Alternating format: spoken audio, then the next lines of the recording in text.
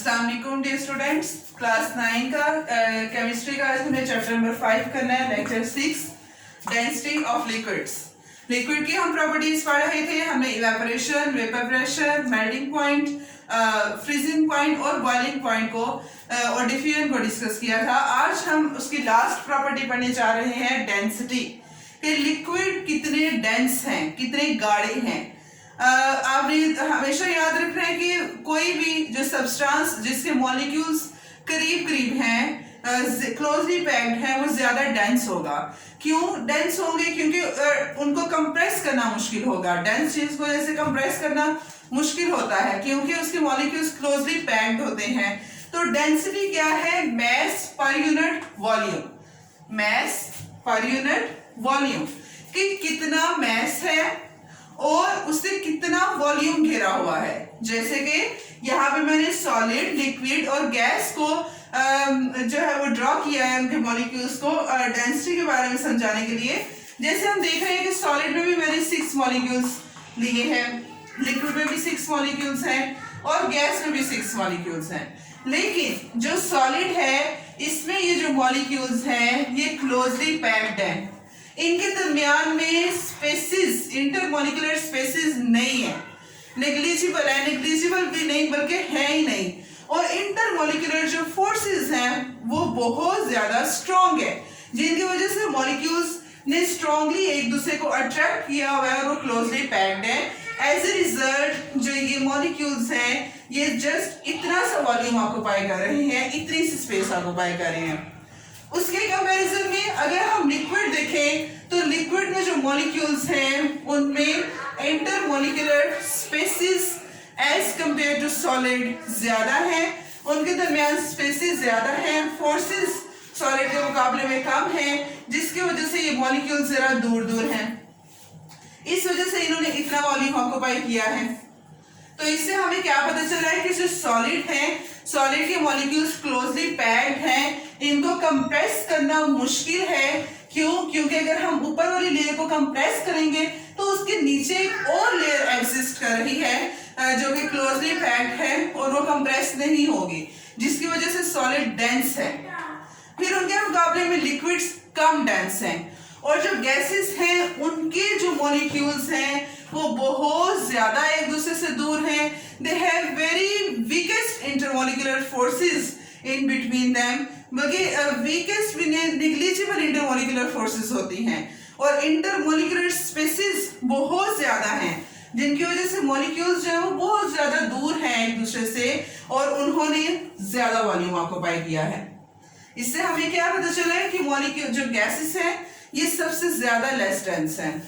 कि अगर हम एक मॉलिक्यूल को कंप्रेस करें तो इसके नीचे स्पेस है वो इजीली कंप्रेस होगा, जिसकी वजह से हम कहते हैं गैसेस कंप्रेसिबल होती हैं।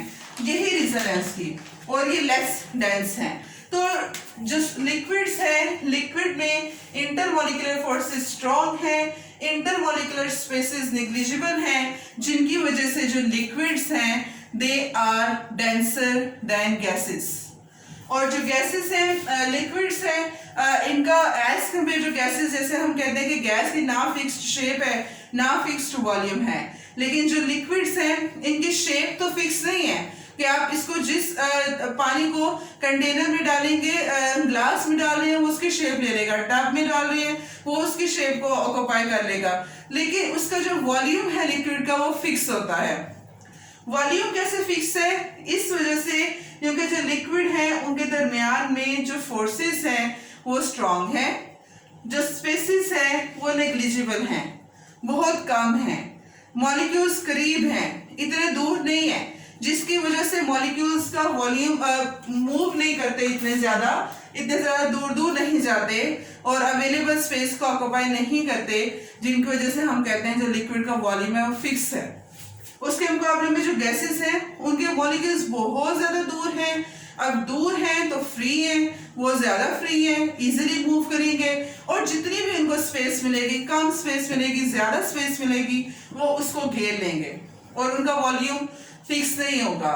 मतलब 1 kg गैस है तो आप उसको ट्रांसफर कर रहे हैं टू एन अदर सिलेंडर, तो हो सकता है वो 1 kg से कम उसका जो है वो वेट हो जाए, मैस हो जाए, कम हो जाए, क्यों? क्योंकि जो गैसेस हैं आपको पता है वो एक टाइनी होल से भी इफ्यूज आउट हो जाती है, हमें एबिलिटी होती है कि मोबाइल है, रैंडम है, बहुत ज्यादा काइनेटिक एनर्जी होती है उनके मॉलिक्यूल्स में, जिसकी वजह से वो मूव करती रहती हैं। अब जैसे लिखा हुआ है कि unlike gases liquid can not occupy all available volume, कि जैसे गैसेस का बताया कि वो अवेलेबल वॉल्यूम ऑक्यूपाई कर लेते हैं, जितनी स्पेस है उसको ऑक्यूपाई कर लेंगे, लेकिन लिक्विड्स ऑक्यूपाई नहीं कर सकते। ये मैंने बता दिया है क्योंकि गैस के मॉलिक्यूल्स में इंटरमॉलिक्यूलर स्पेसेस बहुत ज्यादा हैं, उनमें काइनेटिक एनर्जी बहुत ज्यादा है, वो फ्री है, जिसकी वजह से वो मूव कर रहे हैं। लेकिन उसके मुकाबले में जो लिक्विड्स हैं उनके दरमियान इंटरमॉलिक्यूलर फोर्सेस स्ट्रॉन्ग हैं, वो फ्री नहीं है, वो साथ साथ मूव करेंगे। उसके बाद जैसे हम कहते हैं कि ड्रॉप ऑफ रेन वाटर है तो वो फॉल करता है ग्राउंड पे, उसके क्या रीजन है कि पानी ग्राउंड पे ही क्यों गिर रहा है? एक तो ग्रेविटी है कि ग्रेविटी हैवी चीजें हैं तो उन्होंने ग्राउंड की तरफ ही गिरना होता है।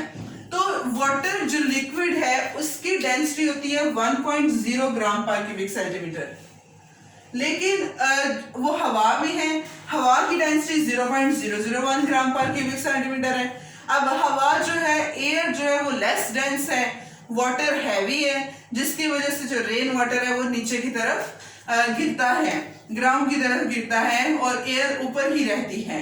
यूं क्योंकि वो लाइट है, लाइट चीजें ऊपर है। जैसे हम कहते हैं कि जो बैलून्स हैं जिनमें एयर फिल हुई होती है, वो कैसे हवा में मूव कर जाते हैं?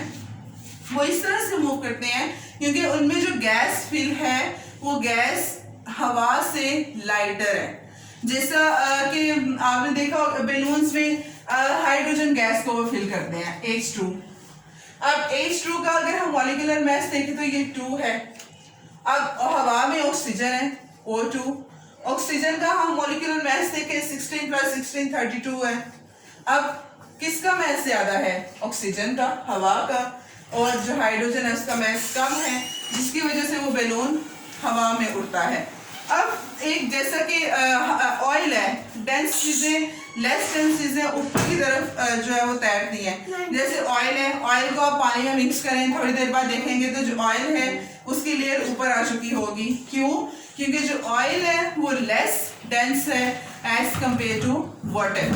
तो ये आज हमने डेंसिटी पढ़ी है लिक्विड की, जो एक प्रॉपर्टी है। कल इंशाल्लाह हम सॉलिड की जो नेक्स्ट प्रॉपर्टीज हैं वो डिस्कस करेंगे। Thank you so much.